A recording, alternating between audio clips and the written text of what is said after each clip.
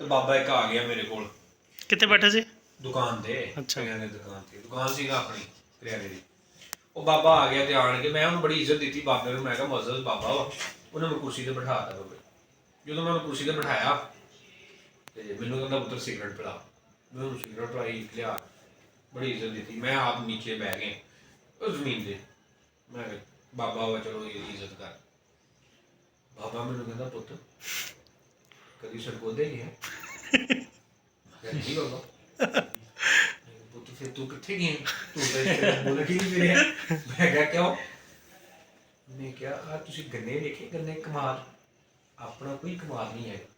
ਸਰਗੋਦੇ ਉਹਨੇ ਕਿਹਾ ਕਮਾਲ, ਇੱਕ ਗੰਨਾ ਆਰੇ ਲੱਗੇ ਆਰੇ। ਕੀ ਲੱਗੇ ਆ? ਆਰੇ ਲੱਗੇ ਆ। ਉਹ ਨਾ ਆਰੇ ਤੇ ਚੀਰਦੇ ਤੇ ਇੱਕ ਟੋਟਾ 6 ਬੰਦੇ ਚੁੱਕ ਕੇ ਲਾਦੇ ਆ ਤੇਰੀ ਟਰਾਲੇ ਤੇ। ਐਡਾ ਐਡਾ ਵੱਡਾ ਗੰਨਾ। ਮੈਂ ਵੇਖਿਆ, ਮੈਂ ਕਿਹਾ ਬਾਬਾ ਮਜ਼ਾਕ ਕਰ ਰਿਹਾ ਮੇਰੇ ਨਾਲ, ਹੈ ਪ੍ਰੈਂਕ ਕਰ ਰਿਹਾ।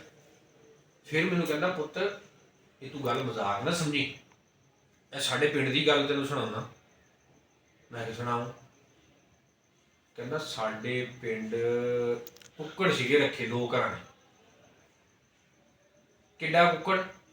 ਉਹ ਵਾਟਰ ਸਪਲਾਈ ਵਾਲੀ ਟੈਂਕੀ ਦੇਖੀ ਉੱਚੀ ਬਣੀ ਹੁੰਦੀ ਪਿੰਡ ਦੇ ਵਿੱਚ, ਜਿੱਦਾਂ ਆਪਣੇ ਇੱਥੇ ਬਣੀ ਹੋਈ ਆ। ਕਹਿੰਦਾ ਇਹਦੇ ਜਿੱਡਾ ਇੱਕ ਕੁੱਕੜ। ਤੇ ਦੂਸਰਾ ਜਨਾਬ ਜਿਹੜਾ ਕੁੱਕੜ ਹੈ ਨਾ, ਦੂਸਰਾ ਕੁੱਕੜ ਜਿਹੜਾ ਉਹ ਤਕਰੀਬਨ ਐਡਾ ਕੁ ਵੱਡਾ ਹੋਣਾ। ਤਕਰੀਬਨ ਐਡਾ ਵੀ ਐਡਾ ਡਿਫਰੈਂਸ ਪਾਇਆ। ਕੁੱਕੜ ਕਰਤਾ ਟੈਂਕੀ ਜਿੱਡਾ ਤੇ ਉਹ ਤੋਂ ਡਿਫਰੈਂਸ ਪਾਇਆ ਇੰਨਾ ਕੁ। ਕਹਿੰਦਾ ਦੂਸਰਾ ਜਿਹੜਾ ਕੁੱਕੜ ਸੀ ਉਹ ਇੰਨਾ ਕੁ ਵੱਡਾ। ਤੇ ਹੁਣ ਕਹਿੰਦਾ ਕੀ ਸੀਨ ਹੋਇਆ, ਉਹਨਾਂ ਨੂੰ ਆਪਸ 'ਚ ਲੜਾਇਆ ਕੁੱਕੜਾਂ ਨੂੰ।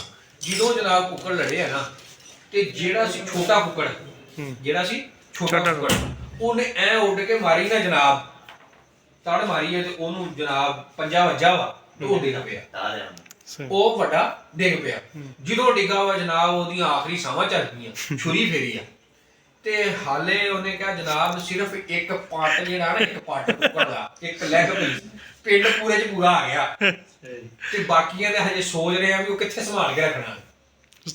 ਮੈਂ ਜਨਾਬ ਪਤਾ ਕੀ ਕੀਤਾ, ਮੈਂ ਬਾਬੇ ਕੋ ਬੜੀ ਸਿਗਰਟ, ਮੈਂ ਬਾਬੇ ਨੂੰ ਡਾਇਆ, ਮੈਂ ਕਿਹਾ ਚੱਲ ਨਿਕਲ ਜਾਏ ਤੂੰ ਨਜ਼ਰ ਨਾ ਆਈ।